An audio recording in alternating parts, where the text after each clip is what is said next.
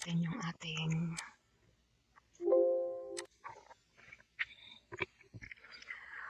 Revit at balikan natin yung ating project na ginawa kahapon. So, i-open lang po natin.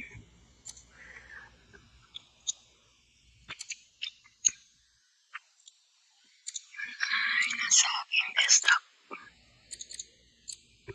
So, dito po sa aking desktop, yung ginawa natin kahapon. So, itong detach po ay on it, hindi siya central file. At ito ay ang ating central file.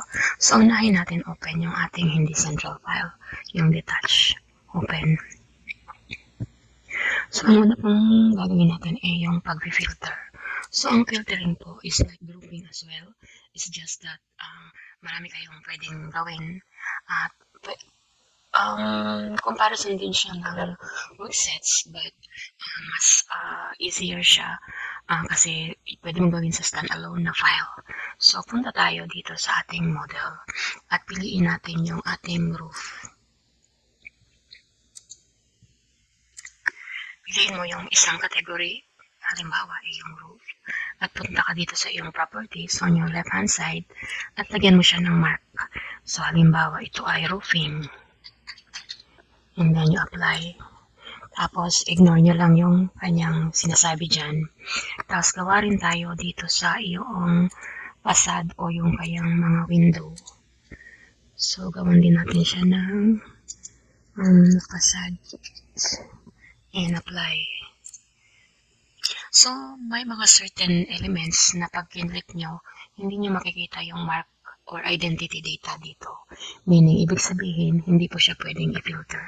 So, hindi, bayaan nyo lang siya kasi may ano na siya may form. So, but for other walls and columns like nito, doon pa rin yung mark, pwede nyo siyang gawing filter as well. Yung mga columns mo, pwede mo rin gawing filter, select all instances, and then gawan mo ng column filter. Yan. So, nagawa na natin sila ng filter, tatlo. And then, punta kayo sa visibility graphic. Either i-type nyo on your keyboard VG or VV, or punta rin kayo dito sa visibility graphic at press nyo yung edit. Any thing will do. And so, lalabas itong yung visibility graphic at punta ka dito sa filter at punta ka dito sa baba, edit. At ang gagawin nyo is, meron siyang default na filter dito. So, gagamitin nyo siya later on. So, dito naman is, ang ginawa natin is yung roof, diba? So, gawin na natin filter. I-duplicate mo, and then, i-rename mo. So, yung una is yung roofing. And then, dito naman, pili ka, check none. And then, under roof, lagay mo sa roof. Pag-click mo ng roof, may lalabas na value dito at hanapin yung mark. Kasi ito yung identity data natin sa ating properties. So, sa marking naman, equals to, hanapin mo yung roofing. And then, you click apply. Patapos, okay. Pag nagawa nyo na siya, na-define nyo na, magiging mangyayari is i-add nyo siya dito sa filter. So, pag nakita nyo is, i-off ko yung filter check at naka-off siya. So, dito, pwede nyong gawin yung gusto nyong gawin. Pwede siyang i-gawin transparent and then click apply. Ayun siya. So, anything here is possible. Pwede nyo rin siyang gawin. Palitan ng kulay. Halimbawa, brown. And then, tanggalin na. Paan natin yung transparency. At ayun siya. Oh. Filters. Patterns. So, gawin nyo is solid fill para makita nyo yung yan, pagkakaiba. So, ayan, na-filter nyo na siya. So, i-filter din natin. Punta ka rin sa filter. Kasi tatlo yung ginawa natin. Tapos, i-duplicate mo lang to. Gawin mo is yung column. Okay. Oh, sorry. Roofing. I-duplicate mo pala. So, i-duplicate mo. And duplicate pa isa. So, yung isa is yung column, and then yung isa is yung, ba't ba lagi kong nagagamit yan? Sorry, dapat ito yung, okay. Cancel. So, ayan yung roofing original. And then, ito naman is yung facade. So, ito yung mga ginawa natin. Ito is okay na. So, pagdating sa column naman, check none. And then, punta ka sa column na yan. And then, under dito, mark and equals. Ayan yung columns mo. Then, click apply. And then, sa iyo namang facade, punta ka dito sa facade is yung windows. And then, mark equals, hindi siya category in Windows. So, I think it's, siya, yung, itong, panel. Yeah, curtain panel or curtain system.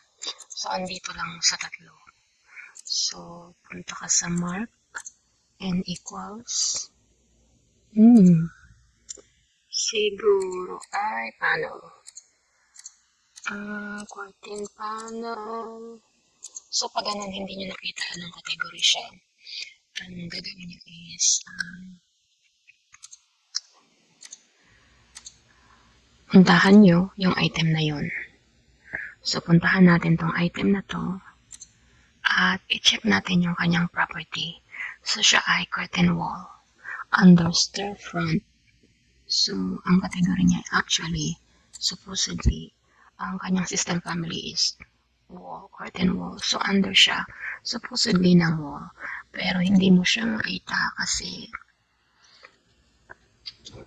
na mali yung category natin. So, punta tayo, i-add tayo dito ulit. And, punta tayo sa facade. And, check none. And then, hanapin natin yung wall. So, hindi pala siya window. At wall. So, under siya ng, so, hanapin nyo lang kung saang category siya at balikan nyo equals. And then, andyan na yung ating facade. And then, you click apply. So, pag na-apply nyo na yon, yung mga item na yon is naandito na. So, i-add mo to. So, habang ina-add mo to dito, nawawala siya dito sa iyong selection. So, ilagay mo siya dyan. So, halimbawa, gusto mong tanggalin yung facade on that view, pwede mong tanggalin via filters. So, yan po yung gamit ng filtering. So, paano naman yung, so, kung i-remove mo siya dito, andoon pa rin siya sa iyong pinaka-main. So, kung andito pa rin siya, hindi siya nabura, unless i-delete nyo dito. So, andyan pa rin yung filtering ninyo, it's just that, ni-remove natin for the time being. So, pagka, halimbawa, ang pagkakaiba naman ng grouping is, halimbawa, i-group natin itong mga sasakyan. So, i-group ko siya as vehicles. So, sa grouping din, pag may i-edit kayo, kailangan yung pumunta dito. At kung gusto nyo silang i-ungroup, pick nyo lang to. So, i-group pa natin tong wall. So, select entire project, tapos group mo as perimeter wall. Ayan. So, every time na nag-group kayo, dito sa iyong project browser, makikita nyo yung group na folder at i-click nyo lang yan. At sa iyong model, andyan yung group mo. So, ayan yung perimeter wall at saka andyan yung vehicle. So, anytime na pag dinilit mo siya dito, hindi mo siya pwede palang dilitin dito. Pag dinilit mo siya dito, halimbawa ito delete ko, nandyan pa rin yung vehicle na element set groups. Pero, at saka pwede mo na siyang i-delete. So, wala na siya. So, yan doon natin. So, yun yung gamit ng groups in your project browser. And then, ang kahalaga naman itong group is that, halimbawa, gusto mong i-off itong buong wall. So, madali lang siya kasi nasa isang entity siya. So, kung gusto mo siyang i-hide, ayan, wala na siya. And then, pwede mo nang gawin yung gusto mong gawin sa loob. And then, kung gusto nyo naman siyang i-show ulit, ang gawin nyo is punta kayo dito sa baba, reveal hidden. So, yung nakapula, yan yung naka-hide. Click nyo lang at right-click on your mouse at on nyo ulit. Off nyo ulit yung ilaw at ayan na siya. So, ang kagandahan din ng grouping, pag gusto mong i-copy, mas mabilis lang din siya kasi naka-group na siya eh. So, anytime na gusto mong i-edit, huwag mong kalimutan na edit group at lalabas itong window. Pwede mong i-remove ang isang wall. Ayan, pwede mong i-remove from the group and then click OK. And so, ganun. Ganun siya. And then, minsan, nakakalimutan mo naka-group pala siya at na-remove mo, i-undo mo lang. Or, pwede mo siyang kopyahin. Halimbawa, ikaw ay may group na, pwede kang mag-create instance, meaning, pwede kang mag-wall ulit using that group. So, yun yung easiest way to copy rin ng isang element, multiple elements. So, yun siya. So, pag ungroup mo, i-ungroup mo lang at makikita mo na in-ungroup mo na siya and then yung group niya is nandito pa rin. So, kung gusto mo maglinis ng file, i-delete mo lang. Hindi walang mangyayari sa iyong elements and objects sa Revit. So, yun po ang pagkakaiba ng grouping at saka filter. So, tinanggal na nila yung assembly. Yung assembly po, ginagamit namin din yun pag halimbawa may manhole at iba-iba yung takip, yung body at saka yung bottom. So, ginagawa namin ng assembly. So, for now, ang technique nila is i-group mo na lang yung mga ganong element. And then, by all means, you can do the same as assembly. And then, sa workspace, workset naman. Dahil sa tayo ay naka-standalone na model, so we don't do that workset here. Ang gawin natin is punta tayo doon sa ating file na naka-central. So, punta ka sa iyong file na naka-central, create new local, i-open, overwrite. So, ito yung central file mo. Makikita mo kasi mayroong mga data dito sa iyong workset sa baba at saka dito sa taas. Meron siya. Kasi pag hindi siya workset, hindi siya central file, wala siyang dito at saka doon. So, dito sa ating central file, pwede mo na gawin yung workset. Halimbawa, ito yung landscape na ginawa natin the other time. So, ito, pwede rin siyang i-open on. And, pwede mo siyang i-edit. Pwede mo siyang i-open. Pwede mong ilagay yung pangalan as a borrower. So, ito ay open. So, anything I can do. Kasi hindi ni-restrict ng owner. So, anything na gusto kong i-edit, pwede kong gawin. So, kung gusto kong i-off ang ating workset na landscape, I can do that. And then, I can save this. And then, ang mangyayari is, nakita mo dito not editable. So, puntahan mo lang yung iyong workset at sabi niya is not editable. Pwede mong gawing yes. Ayan. At saka yun yung pangalan ko. So, pagbaba mo dito, wala na yung not editable. So, pwede mo na siyang i-edit. And so, punta ka ulit sa workset and i-on mo. So, halimbawa, masyadong marami yung puno, pwede mong bawasan. Press delete sa iyong mouse, keyboard. Yan, halimbawa, bawasan natin yung pagkadami-daming puno. And then, isa-save ko. So, iyon na yun. So, halimbawa, ayaw mong ipagalaw sa iba. So, check mo lang ulit yung workset na no. And then, check yes. And then, exit ka lang. And then, synchronize with central. So, pag open niya ulit ng central file, nabawasan na yung mga trees. So, tingnan natin. Open natin ulit yung central file.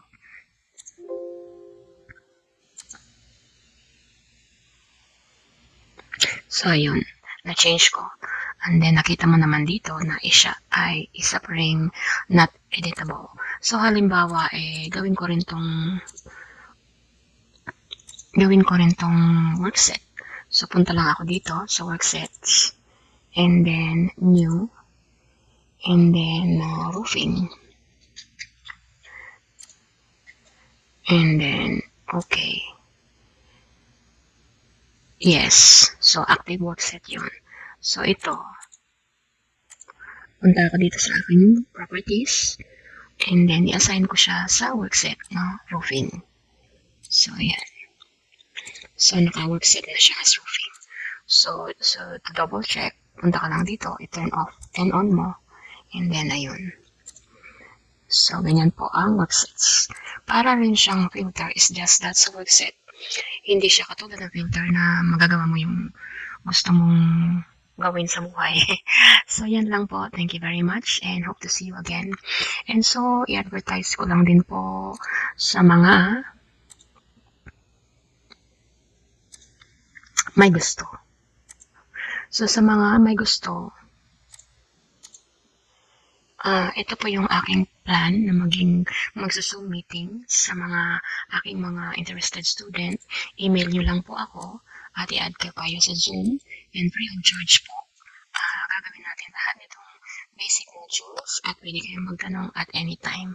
So, please join us and I hope that I can help you. Thank you so much and